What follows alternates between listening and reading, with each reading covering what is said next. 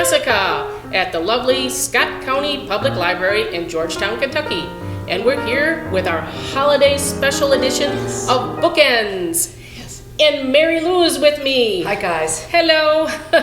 We've got a lot of fiction books to go over because we've got a lot of good holiday reads that you want to curl up nice and cozy with your cup of tea and read them. And we've also got a lot of other really neat things to show you at the end of the program. But let's dive right into our fiction, shall we? Yes. Well, yeah, I don't know about you. I am not a romance reader. We even have a romance book club amongst the staff here. And I've been invited many times to join us. Like, I don't read that stuff, except at Christmas. Yes. I love romance at Christmas. I don't know why. But yeah, that's all the books I'm going to talk about are pretty much romance. I've got a lot of romances here, too. Yeah, it's good stuff. Yeah, and we're having, if you're really into romance, after we take a break from Bookends in January, we're going to have Bookends in February is always traditionally the Valentine's Day romance. It's going to be all romance. All right. Well, so today's my anniversary. My wedding anniversary is today. So Happy anniversary. Thank you. So I think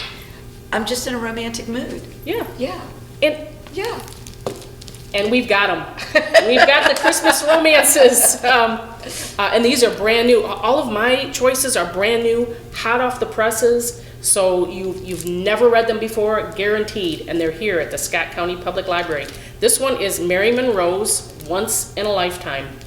And it's about a woman she's in her 30s and she wants romance, but a lot of other things in her life, like her career, have come first. And she's been dreaming of a holiday trip to Paris, France, Ooh, nice. all of her life. And she's always put it off for whatever reason. And this year she was going to do it, and then her passport got lost in the mail. So she had to cancel her vacation to Paris, France, during the holiday season, and she was kind of bummed. But her passport shows up in somebody else's mailbox. And that woman becomes a friend of hers. That woman has a very handsome brother. Of course. Very handsome brother. And he is critically ill. He has a kidney disease, and if he doesn't find a donor, he's not going to make it very, very long. So Vanessa becomes involved in the family, and she falls in love. Of course. And I'll just let you true love never runs true smooth. love. Right. So there's got to be there are some bumps along the way, but this is a great, wonderful story, and you'll find out if you read this story. Does she ever get to Paris, France? You got to read the book. Got to see. Yeah. Yeah, you got to read the book. Mary Monroe's Once in a Lifetime. If you want something a little other than romance, I've got a couple mysteries. All right.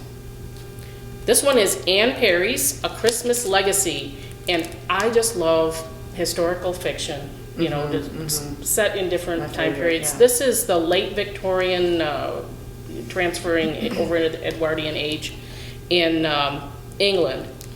And it's an amateur sleuth, and I get the impression from this book, I haven't read a lot of Anne Perry's books, but I think that this is a part of a series. Okay. So this character has been developing a long time, and I just happened to pick this one up.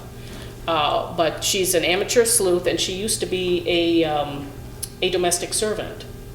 But she has left that line of work and has married a police officer and is living more or less a middle-class life now, but she goes back into domestic service so that she can investigate the strange goings-on at Harcourt House. And things are disappearing, and a friend of hers that's a maid, who she is helping, is afraid that one of the servants is going to be accused of taking these things, and then they're going to be thrown out without any references, which is the equivalent of permanent homelessness. Right. So she goes undercover in Harcourt House to figure out what's going on. And I'm really enjoying it. I'm about halfway through this one, and it's very good. So I recommend it. Anne Perry's A Christmas Legacy. Nice. Nice. Want some more romance? Go for it. All right. Meet Me in London by Georgia Tuffalo. I really enjoyed this one. Again, it's a young woman. Not sure if she's quite into her 30s, maybe, but she has not found love yet, and she's an aspiring fashion designer. And her ex cheated her out of a business deal. She thought she was going to be able to display her fashion designs, which are just wonderful, and sell them in the trendy area that they're living in England. And didn't happen. She's brokenhearted. But then this giant department store chain, very wealthy, owned by a very wealthy family, is going to move in around Christmas time and have their big grand opening, and she's afraid they're going to take all the business away from all of the little shops that she's grown to love and has been involved with. And she meets a guy who she thinks just works at this department store, and he turns out to be the son of the owners of the department store. Did I mention he's incredibly wealthy and fabulously handsome? Fabulously handsome guy. So I recommend this one. It's fun. It's a quick read. Just true love can happen. Yeah. It can happen. And during the holidays. And if he's rich and beautiful? Yes, all rich and more. beautiful. Yeah, and nice. the holidays. Boy, you can't beat that one. Oh, for another holiday romance. This one is in the young adult section. Okay. And it's brand new. I found it, and I thought, ooh, that's a holiday one. It's called The Holiday Switch by Tiff, Marcelo. And it's about a young woman who is looking forward to going to college. And she's working at a gift shop that's connected with an inn that in this story it sounds like it's the Holiday Inn that's in the story it's been made famous by this movie from generations ago that everyone just loves, and so all the tourists flock to this inn and this gift shop, and she's been working there all during high school. She's getting ready to go to college, and she's pretty sure she's going to be able to get all these extra hours during the holiday season so that she can save money for her college fund. But no, because the owner of the gift shop and the inn has decided to hire her nephew to work there and give him some hours. So she's out of luck on the extra hours. And plus, this guy's kind of clumsy. He's making messes all over the place, destroying the displays and doing things kind of wrong. So she doesn't really start out liking him, but he is kind of cute. And maybe something might come of this. So of course. So I recommend this book. It's a nice, lighthearted read and cute holiday romance. Nice. The Holiday Switch. All right, my favorite. Your favorite? This was my favorite of the bunch. It's called Best in Snow. Oh, because she likes dogs. Yes. This is David Rosenfeld's Christmas. He's been doing one every year at Christmas time. And it's Andy Carpenter, my favorite lawyer. Andy Carpenter, this character in David Rosenfeld's books, he loves dogs. But he kind of reminds me, you and I are of an age where we probably grew up watching Matlock. Or we were of an age when... Did you I'm ever older see than Matlock? you. I did not watch Matlock. You didn't? I watched Matlock. Andy Griffith. You can't get any more wholesome than that. I watched Andy Griffith, yeah. Yes. Yeah. This character, Andy Carpenter, in this book, he's a lawyer, and he reminds me so much of the character on Matlock. Just a really nice guy, wants to help people out. He's a good investigator. And he's got a mystery. They always involve dogs. So if you like dogs, you'll I love like the cover. Yes, That's a it's great so cover. Cute. Yeah. Yes, he's got a golden retriever, which he says is the best dog in the world. And he's out walking this golden retriever during the Christmas season, and she starts digging in the snow, and she uncovers a dead body. Oh my gosh. Yike. There are always lots of dead bodies in these mysteries. So they have to figure out who done it, because the guy that's been accused of it is an associate of one of Andy Carpenter, the lawyer's best friends. And so they know he didn't do it, and they're just trying to figure out who did do it. And Andy Carpenter, the lawyer, has all these characters that work along with him that are just Now, is there romance in this book?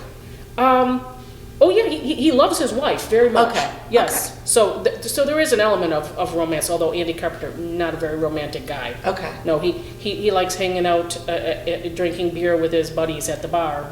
But he's a family man. You know, at this point he's married and has kids, so he's very family oriented, and his wife is on the investigative team with him. Okay. Because she's a former police officer. Okay. So it's the lawyer and his wife, and they've got this muscle man kind of guy that works with them, and then they've got a computer hacker that works with them. Oh, nice. Yeah. And then the computer hacker has this team of very elderly people that live in a nursing home or live in a retirement home, and they help him hack into all these different things. So the secondary characters are really good in here, but my favorite are the Holiday Bunch. Nice. Best in Snow by David Rosenfeld. Oh, that makes me want to read it. Excellent. Well, would you like me to talk a little bit? Absolutely. So I work in youth services, so most of the stuff that I'm bringing is either from children's or young adult. And I used to be the teen person, so I read a lot of teen books back in those days. So the stuff I'm bringing is a little bit older, but it's stuff, I mean, okay, Dash and Lily's Book of Dares is one of my all-time favorite teen novels. I think I've read it 2 or 3 or 4 times, I don't know, but I've read it a bunch of times, and it's just so clever. My interest in it got renewed because they did a Netflix series based on the book that was very, very good. It was so good, I watched the whole series 3 times last year. I'm embarrassed to say. But one of the reasons I like it is because it's just a very different kind of romance, and it's very smart. This is about a high school senior, or maybe junior senior, Lily. I think she's 16 or 17 years old. And Lily lives in New York City, which I used to live in New York City too, which is one of the reasons this really appeals to me. And she comes from this very large Italian family, and they all live in the neighborhood. You just can't go anywhere in the neighborhood without bumping into a cousin or an uncle or somebody. And they're all very protective of their Lily bear. And so she's led a really sheltered life. She's kind of immature and inexperienced. But her parents have their 25th wedding anniversary over this Christmas holiday, and they decide to go to Fiji to celebrate it, leaving Lily with her brother and the other relatives that are around. But her brother, Langston, who doesn't care what Lily does, says, you can do what you want, come home with you want, you can do whatever you want, you're not going to bother me. Plus, Langston he's doing some online dating, and he's going to meet the love of his life too over these holidays. But anyway, because Lily's bored and she's kind of bugging Langston, annoying, and Langston's dating this new love, he gives Lily a challenge. She takes a Moleskine Notebook, and he helps her come up with some clues, and they hide the Moleskine Notebook in a very big, it's the Strand bookshop in New York City where Lily's cousin works. And the book basically says, if you are a straight, white, young guy and you enjoy solving these clues, leave your email with the guy at the desk. Well, the young man who finds that Moleskine Notebook with the clues in it happens to be a fellow named Dash, named for the writer Dashiell Hammett. And he is a snarly, grumpy, very smart guy that all he likes to do is read, right? And he's the one that finds it. He's intrigued by the clues. He solves it because he's so bookish. He solves the clues really fast. But instead of giving the email and the notebook back to the guy behind the desk, he leaves her a clue and takes the notebook with him. And if she solves the clue, she will find the notebook. Yeah. And so they begin this romp around Manhattan, trading this notebook.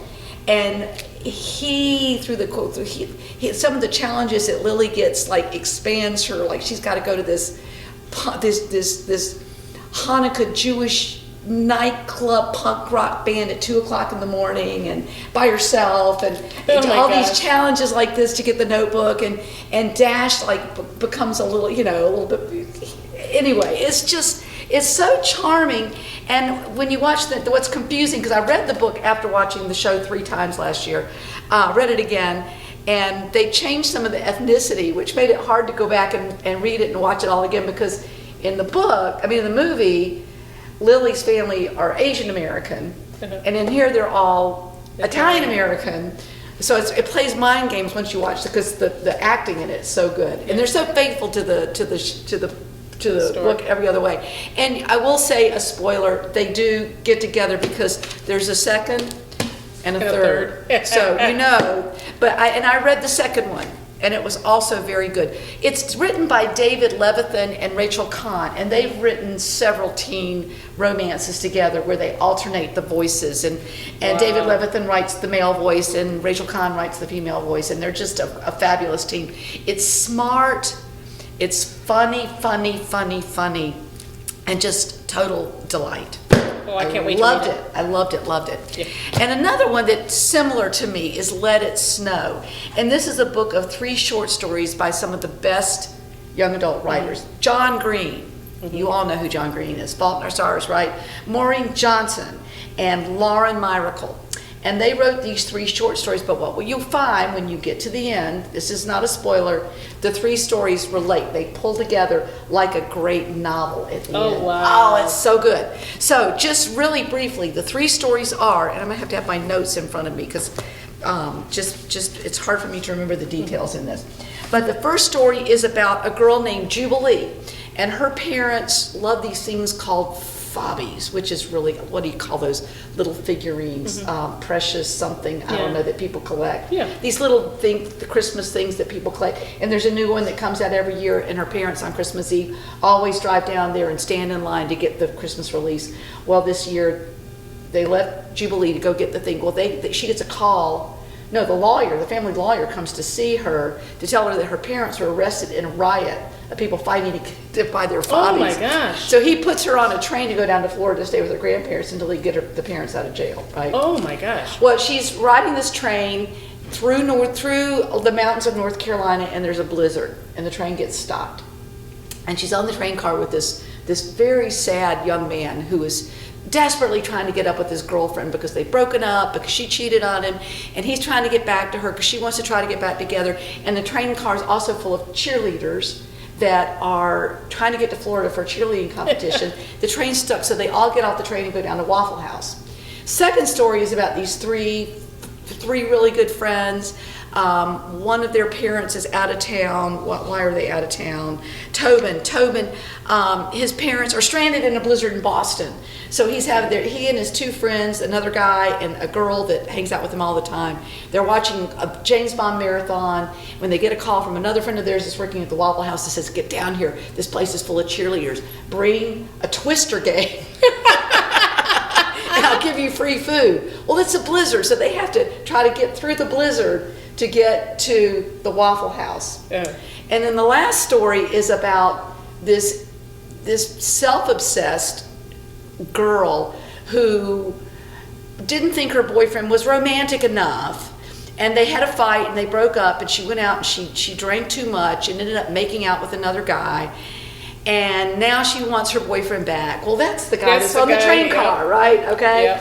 And so you follow her story where he was not answering her texts because he doesn't know she's stranded on a train car and his phone's died, right? Yeah. Okay. So anyway, it's just the writing is so clever, and I wrote in my notes right after I read it. It's like one part sweet, one part sad, and every other part is just belly laugh. Tears flowing down your face funny. So good. Let It Snow by John Green, Maureen Johnson, and Lauren Myracle. That sounds awesome. And I had read a third one, and I forgot to bring it, called My True Love Gave to Me, which is another short story collection written by some of the very best young adult writers. I didn't bring it, but it's really good. Absolutely. Everything else I've got is for younger. Do you want to go into that, or you want me to finish up? Yeah, okay. Absolutely. So if you're looking for a family read this Christmas, if you have young children, like young through middle school children, the Vanderbeekers of 141st Street, which this is not that book, this is the second one in the series, because all of our copies of the first one, we have several, are checked out, because that book is so beloved.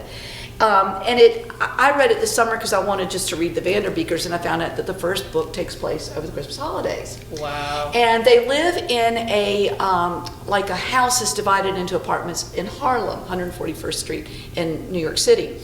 And it's a big multiracial family. They've got 5 kids, and they're going to be evicted from their apartment. Oh, no. Because the owner of the apartment, who's a recluse, lives in one of the apartments upstairs. There's another 2 elderly people, and then their rambunctious family.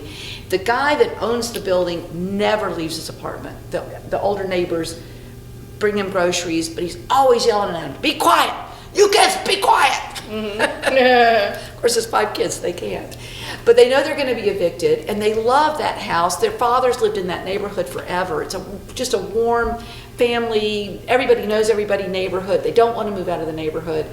And so the kids are trying to figure out over the holidays how to get this man to love them so he will let them stay. Aww. And they're like normal kids. They fight, they squabble, but they also, it's a very warm novel. It's not cloying or saccharine, but it's just it's a really loving family and I just love, so much literature now that's for kids is so heavy and trauma, and I mean this was just, I just wanted to hug this book because it was just really lovely.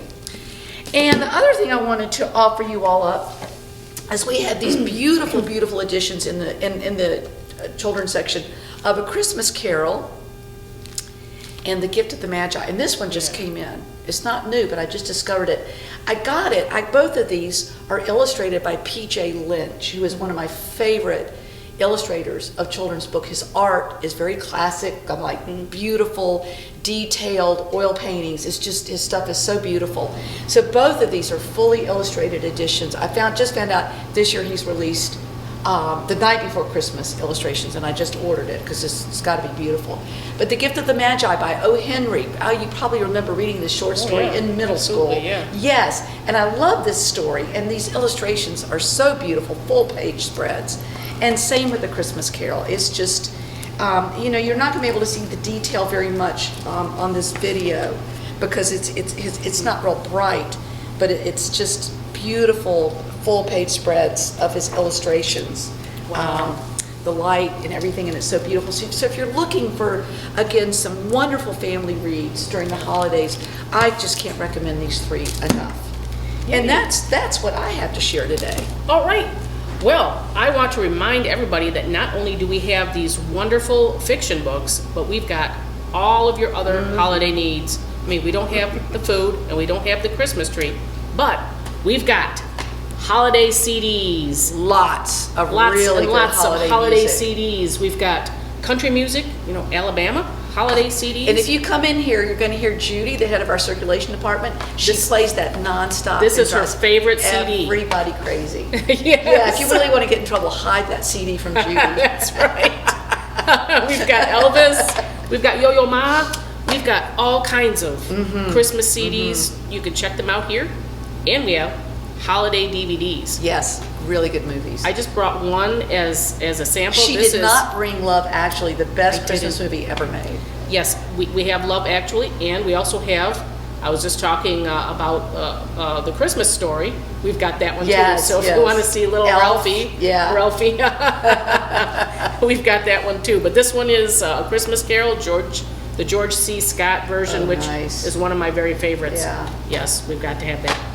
Also, for nonfiction books, we've got Quick and Easy Christmas, where you can make all kinds of things. If you're crafty, if you're crafty, for you. This is the book. I'm not crafty, but I love to cook. Yes, I love Jamie Oliver. I love Jamie Oliver. Yes, yes, and he's got a vegan dressing recipe in there that I thought you might really like. Yeah, because I'm vegetarian, so or pescatarian. Yeah. We've got Christmas cooking, more Christmas cooking. Nice. if you want Ooh, cookies. cookies, just come and check them out. Handmade Christmas. Ooh, look at this. Yes, this is one of my favorite. Gooseberry Patch. I just love those. And of course, we books. always have all the Southern Living Christmas ones. We've got Southern Living. They're so good. Yep. So come and check these out. No matter what holiday you. And if you cook some stuff and it's some like cookies and you got too much, just bring your excess down here. That's right. The staff's happy to help you out with your problems. Yeah, and we can taste test too. Yes, we can do that. We can tell you If it's good or thumbs up, thumbs down. Right, exactly. So, from the staff at the Scott County Public Library, we wish you a Merry Christmas and Happy Hanukkah and Happy Kwanzaa, Solstice, Happy Kwanzaa. Solstice, Happy Holidays to Yes. everybody.